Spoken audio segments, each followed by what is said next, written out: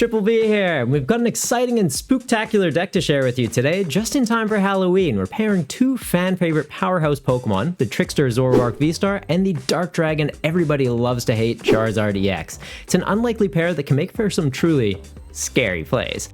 Zoroark Vstar has always been an absolute powerhouse in the TCG, and it's able to be built in a number of ways, which is very fitting for a shape-shifting Pokemon. Its attack Ticking Curse can deal massive damage, scaling up by 50 for each of your damaged Pokemon in play, including itself. So with a full bench, you're looking at potentially 300 damage. If you add a Choice Belt on there, going up to 330, and that's enough to one-shot a Pokemon VMAX. To ensure we have damage on our Pokemon, we'll be using the Stadium card Gapejaw Bog, which places 20 damage on our Pokemon when they come from your hand and onto the bench, which can also be helpful to put chip damage on your opponent. Unfortunately, cards like VIP Pass and Nest Ball do avoid taking that damage since they go direct from the deck and onto the bench, meaning opponents can get around it, and those cards aren't really ideal for us to use. For the cases though where we haven't benched under Gapejaw Bog though, we do have a solution to get damage onto those Pokemon with Damage Pump. It's going to move damage from a Pokemon and onto another one that we want to get set up. Fitting perfectly with this card and the Halloween theme that we have going to, Gengar is going to come out. It's got an ability allowing it to pop out from the discard pile onto your bench and take 3 damage counters, which works amazingly with Damage Pump. So it's got 3 on it, Damage Pump takes 2, puts 1 on something else, Gengar still got 1 of it, and yeah, we're doing 150 damage more with Zoroark because of that to get up to some big hits. Back to Zoroark though, another thing that's amazing about it is its V-Star ability, Phantom Star, which is essentially a copy of Professor's research printed on red text on it. It allows you to discard your hand and draw 7 cards to help quickly cycle through your deck 4 key cards and get set up very fast. Now you might be wondering, where does Charizard come into all this? Well, since Zoroark's attack is going to cost 2 colorless energy, you have 2 options. You could be using double turbo energy to pay for that with just 1 attachment, which that's solid, but it is going to reduce the damage you're doing by 20, which isn't so great. So Charizard being able to accelerate 3 fire energy from the deck and onto the Zoroark and itself or another Zoroark to set up very quickly, still having that attachment for turn, we can get 2 attackers online. That's a pretty big threat right there, especially since Charizard having more HP than Zoroark can be a great attacking option to go into for specific matchups, and mid to late game its Burning Darkness attack is going to scale up even higher, so we can be one-shotting things with 330 HP if they've taken 5 prizes, and we don't even need anything damaged on the bench. It also means that we have access to other fire type attackers since we're going to be sneaking out energy from the deck, like Delphox V, which can help put pressure on single prize decks by taking out 2 knockouts at a time, or softening up larger targets for Zoroark or Charizard to finish off. Magical Fire is going to do 120 to the active and 120 to the bench. Keep in mind though, Terra-type Pokemon do have bench protection, so don't get too carried away in like a Charizard on Charizard matchup, trying to set up 120 on the benched Charizard EX they have, because that little bubble's just going to come up and you're going to do nothing, so keep that in mind. They have the best for last though of the attackers though, being Radiant Heatran, whose attack pairs amazingly with both Zoroark and Charizard. Raging Blast costs a fire and 2 colorless energy, making it a great target for Charizard's energy acceleration, or you could be using double turbo energy and just 1 fire energy to pay for that. We do also have a copy of Magma Basin, so you could be using that, gets a fire energy from the discard pile, puts it onto a bench fire Pokemon, being Heatran, attach double turbo energy, and all of a sudden you're ready to go. If we benched it under Gapejaw Bog and then bump that Bog with the Basin to do that play, we already have 40 damage on there, can use Damage Pump, move some more damage on there, and you're probably like, why are we putting a bunch of damage on there?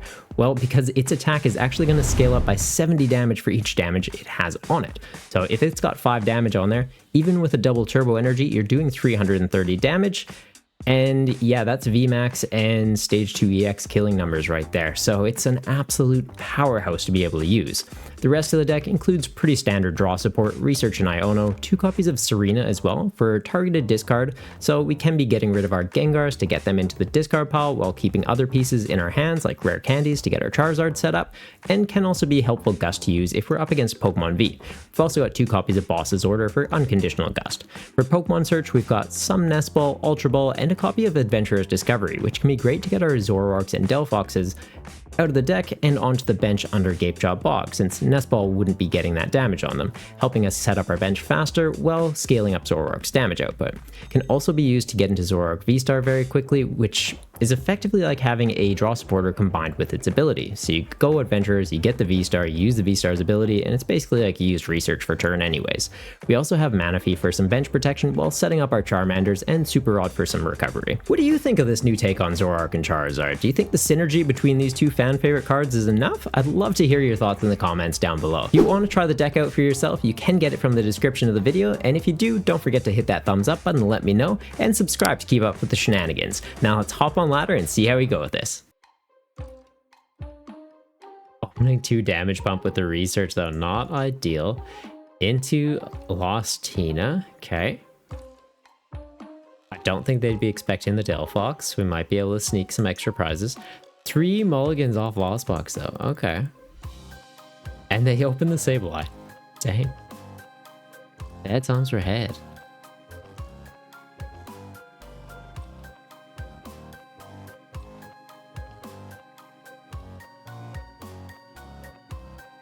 Okay, they opened the Sableye, but they've got Battle VIP Pass. Battle VIP. Say the good words. Battle VIP Pass. There we go.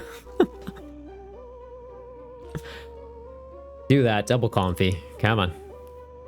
Or maybe the Tina. Maybe they do get the Tina. They might want the Tina for Into the Zard.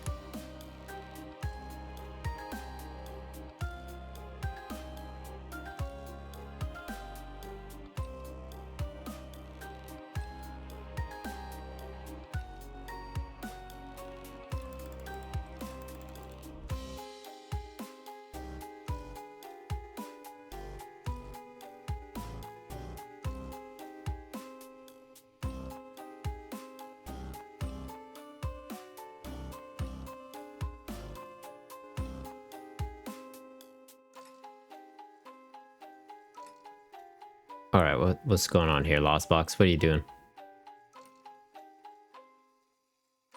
What are you doing? Okay.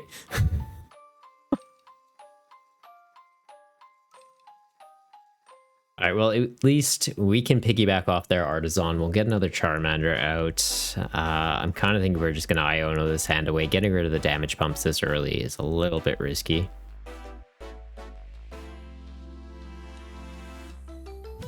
Yeah, we use their Artisan to get a Charmander, and I'm almost thinking we just attach a Fire Energy to the new Charmander we bring out. Just because if we Iono, we don't know that we're going to see another energy, and if we don't, we're whiffing our attachment for turn. Just getting one manual attachment onto the Charizard, though, means that when we rare candy up to it, we get 1 energy on there. We can be setting up 2 others onto another Charizard or onto the Zoroark to be able to just start going. Also, if they overfill their bench, we don't see a Manaphy come out, we're in a really good spot, because then it is, hey, go for Delphox. We'll take 2 things at a time.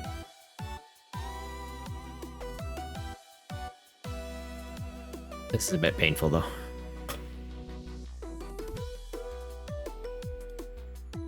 Okay, there we go.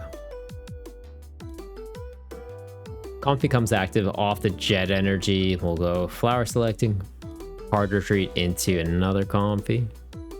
Flower Selecting again. Lost Box doing Lost Box things? What do they just throw in the bin? Sableye? Okay. Wonder what they hit as the other card that they are comfortable lost owning the second Sableye.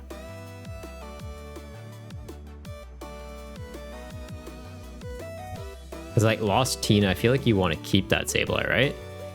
You can go Lost Impact, 280 into my Zards. You don't want to finish them off ever, because if you ever kill the Charizards, I do a lot of damage. So you go Lost Impact, 280, bring up another one, Lost Impact it, 280, Sableye, come out, 5 counters on both the damage Zards, take 4 prizes in one go, and then you're not really too concerned about me retaliating.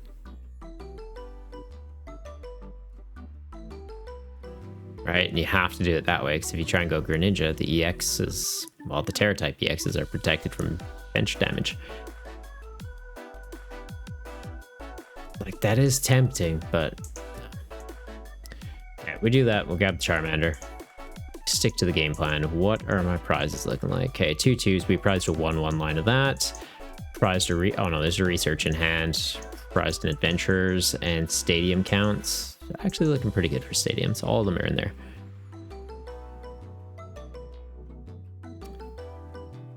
charge that up. And then, yeah, if we Ultra Ball this, we can be proccing the Basin. And I think we're okay to get rid of one pump. Let's do that. We'll get a Zoroark online just because it's straw power. Guess if I get Gengar on... Nah, we get the Zoro. Stick to the Zoro. Concerning thing though is Zoro is in like one-shot range of the Tina. I'm just seeing it as that this has higher damage output early in the game than the Zard. And they're able to play around us in that sense. Okay. So next turn though, we've got Gust for the V. Like we can gust it up with the Serena. We've got draw power built in with the Zoroark. That can also discard the Gengar. So we're getting damage counters on the board. We should be in an okay spot. I'm guessing Cramorant's going to come up and just bop this Charmander. Shello Dread, how's it going? How the matches go? The matches have been good. They're doing pretty good. Haven't really grinded many games this season, so we're still kind of in the low ranks. So they're taking a while. They're good. We tried out Shadow Rider Calyrex earlier, just kind of playing around with like Halloween themed decks. So the Shadow Rider just being like, it's like Headless Horseman. This being, well, Zoroark's a ghost. Charizard's like a big scary dragon, this dark type now. There's Gengar in it, so ghosts and stuff. Yeah, how you doing? You're building your first deck. That's exciting. What are you building?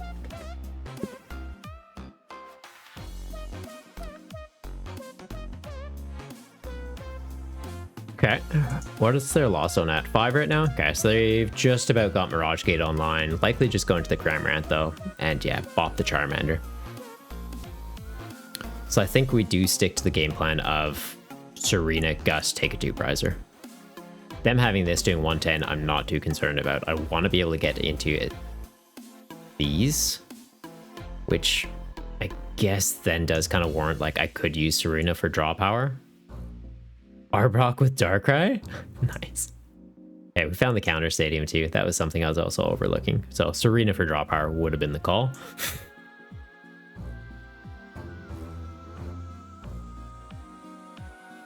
Yeah, let's deal with that Tina. It's a bit of a Hail Mary because if we don't hit it,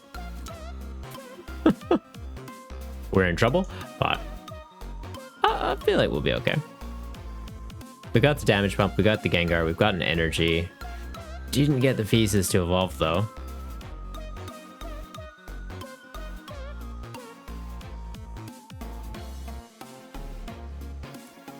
Yeah, we bring this out. That's 5 guys that are damaged. Oh, 4 guys. That'll be 200. So I do need to go Ultra Ball, get another basic, put it on the bench since we are using a DTE for the turn. But yeah, we can do this. Put these here and here. Ultra Ball. Kind of think I get rid of that. Yeah, get rid of that, get rid of that.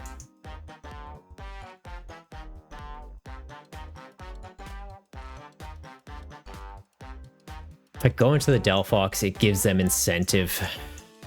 Right, it gives them incentive to put a Manaphy out, but I guess at the same time it shows them, hey, you need a Manaphy, I'm going to take 2 prizes. Plus then if we do get into the Charizard, I could try and take 2 prizes that way.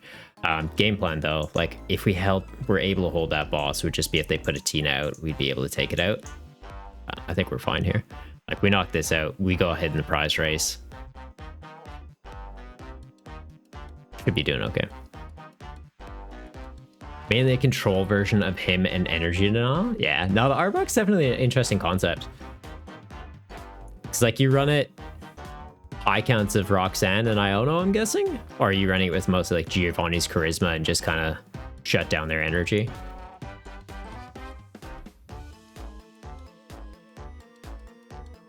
Because like if you could go late game Roxanne, put him down to 2 cards. Proc the Arbok, get rid of those 2 cards. What are they going to do? Oh, that's cool, man. That's the first deck you decide to build? Have you played like other card games and you're like, oh, I like control style decks, I'm going to try out a control deck for Pokemon? Or are you just like, that just kind of caught your interest? Like, oh, I like Arbok, I like Darkrai, I'm going to build this. Giovanni and Sinnoh. Yeah, fair. So shut down the special energy. Cool.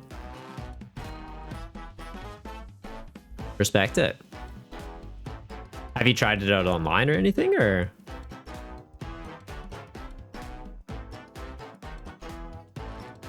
Or did you mean you're like building it online?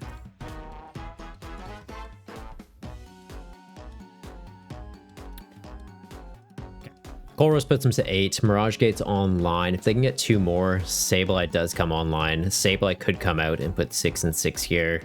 They can technically take 2 prizes this turn, or if they get a Greninja out. Greninja, Mirage Gate. Also a little bit troubling.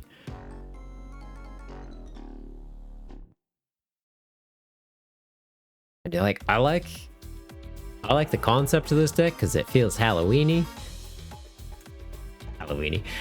But yeah, I feel like Zoroark, you need some sort of secondary draw support.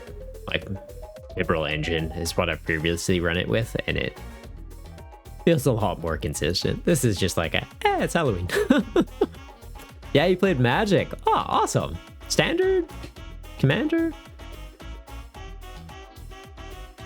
Because a lot of my friends play Commander, and it seems like a really interesting format. Actually, a lot of the regulars by the channel play Commander.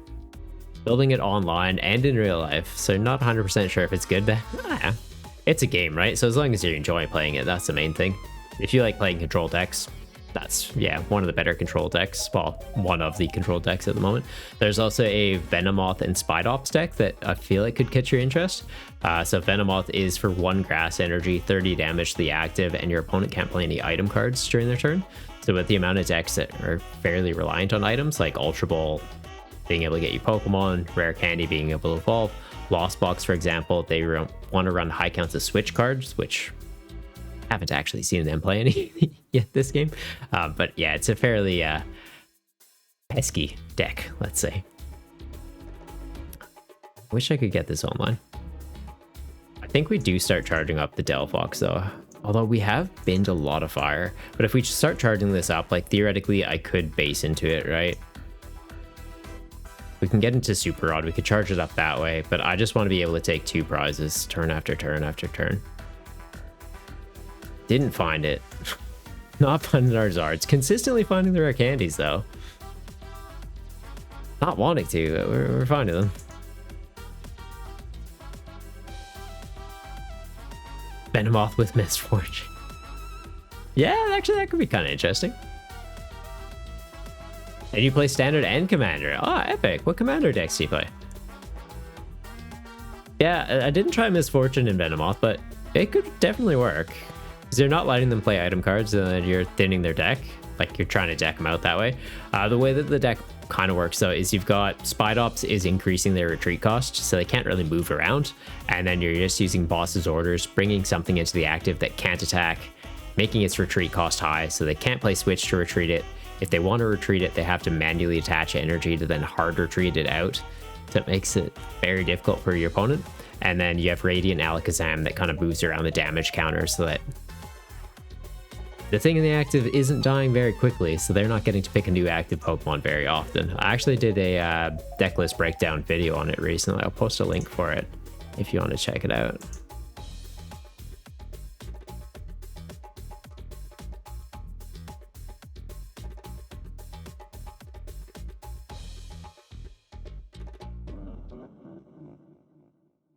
Yeah, so that's kind of like explaining the deck list, and there's a deck list in the description too, so if you want to like copy paste it, just a quick way to get into it. But yeah, definitely another one that I feel like could kind of catch your interest if you're into control style.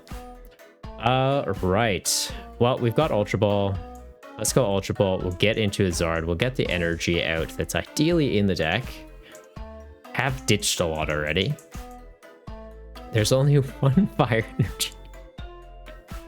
Okay. Well, I technically could go into this, knock this out, knock that out, and then I just need to take 1 more knockout for the game.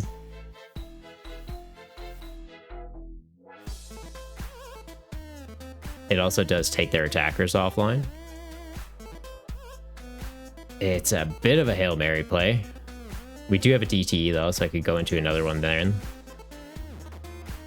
feel like I'm just shooting myself in the foot, but at the same time, like taking full control of the game by doing this, right? I attach this, it's doing 100, it's not knocking out the Cramorant. So yeah, we do have to do it with this. We knock that out. Might be overcommitting, but justifying having the Delphox in there.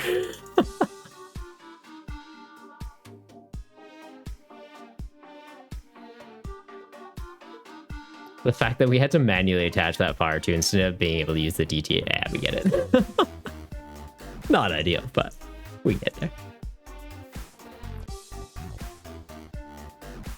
All right, well, proof of concept's there. Interesting Halloween themed deck. Uses the Zard, uses the Zoroark. Is it super competitively relevant? Not really. There's probably better ways to play it. Like, I feel like still water-based Zoroark decks are really solid, or just a straight up fire one like we previously ran with Magma Base and the Radiant. So yeah, what was the other way I had it?